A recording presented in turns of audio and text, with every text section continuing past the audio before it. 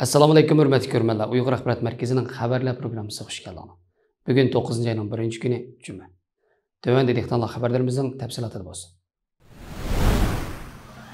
Uyg'ur Project Fondi 2023-yil 9-oyda o'tkazmoqchi bo'lgan İstanbulda 20 leksiya nomli faoliyatga avatilgan asarlardan 37 nafar yozuvchining 44 parcha maqolasi rasmiy tanlangan bo'lib, bular Davr va biz nomli kitobga kirgizilgan. Bu maqolalar tövəndikilardan iborat. Xitoyning Uyg'ur irqiy qirg'inchiligi va uning tarixiy arx ko'rinishi. Aziz Aysa Alkun. Xitoy bosqinchilarining Uyg'urlarga qarshi olib berayotgan mustamlika siyosatining ruhiyati. Cho'ng Bug'ra. 1984dan ta'sirotlar. Gulshan Abduqodir. Adabiyot bilan jamiyat o'rtasidagi munosabat nuqtasidan Uyg'ur yozuvchi va shoirlarning milliy kurashdagi fonkiziyasi to'g'risida. Olimjon Inoyat. Xalqaro qonunning Uyg'ur irqiy qirg'inchiligini bartaraf qilishdagi roli. Muattar Ilqut. G'arbning navbatdagi Uyg'ur fojiasi haqidagi tushunchalari va taklif fikrlari. Erkin Sidiq. Uyg'urlar tarixidagi ko'chishlar haqida. Mag'firat Kamal Yunusog'li. İnsaniyat cəmiyyətshunosligi nuqtasidan Uyg'ur madaniyat qimmatlariga nazar. Demyan Rahmat Mahmudi. Muhojiratga Uyg'urlar navbatda duch kelayotgan masalalar tizimligi va bir qism hal qilish chora-tadbirlari. Hoji Akbar Muhammad Niyaz. Tashkilotlarimizga to'g'ri keldigini birlashishmi yoki hamkorlashishmi? Almas Hoji. Ma'rif orqali millatni kuchlantirish bizning chiqish yo'limiz. Almas Hoji. Dünya diplomatiyasi, Dünya ozodlik va davr gazetlaridagi Uyg'urlar obrazi. Nuriya Rahman. Biz chorisizmi yoki tanlash yo'limiz bormi? Tabiiysa. Uyg'urlar geopolitika va kelajak. Ahmadjon Qosim. Xitoy Xinhua to'rining 9-oyning 1-kunidagi xabarda bildirilishicha, atalmish Xinjiang Uyg'ur avtonom rayoниning Qumul shahriga joylashgan Jiangnou temir yo'li qurilishining 98%dan ko'proq tamomlangan bo'lib, 19-sentabr rasmiy ochib etilgan.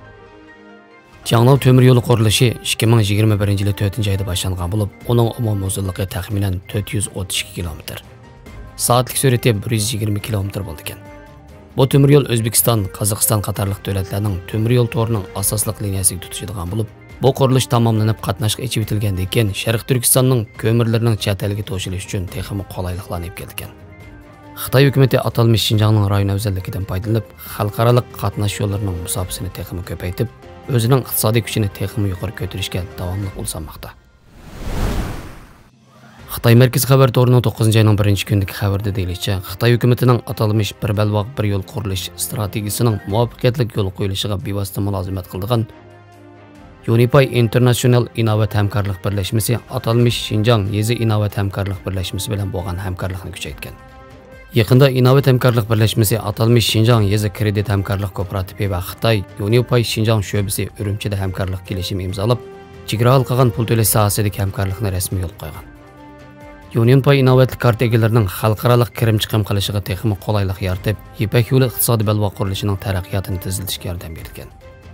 Atalmish Xinjiang Ipak yo'li iqtisodiy balvog'ining yadroliq rayoni va Xitoy davlatining g'arbga ochib etilishida ko'rik atalmish bir balvoq bir yo'l qurilish tashabbusining turtkisida rayonda chegara qilgan chiqim qilish ehtiyoji ko'rinarli oshgan. Unipay innovatli kartasi O'rta Osiyo va boshqa joylardagi keng ko'lamda qabul qilingan va qo'llanilgan innovatli chiqimdan bo'lib, hozir jami 4.300.000 kishi bu innovat kartasini ishlatadigan. Yana bu innovat kartasini qo'llaydigan davlatlar qatorida Pokiston, Mongoliya va O'zbekiston bor ekan. Bu innovat kartasini chet eldagi qabul qilgan davlat 180 ga kengaygan. Shundaqla chet eldagi 78 davlat va rayonda tarqatilgan bo'lib, cho'g'lanma tarqalish ko'lami 200 milliondan oshib ketgan. Bunun 80%dan ko'proqi atalmish bir balvoq bir yo'l bo'yidagi rayonlar ekan. Xabarlarimizga ko'ngilingizga rahmat. Ko'rishga omon bo'linglar. Xayr xo'sh, Allohga omonat.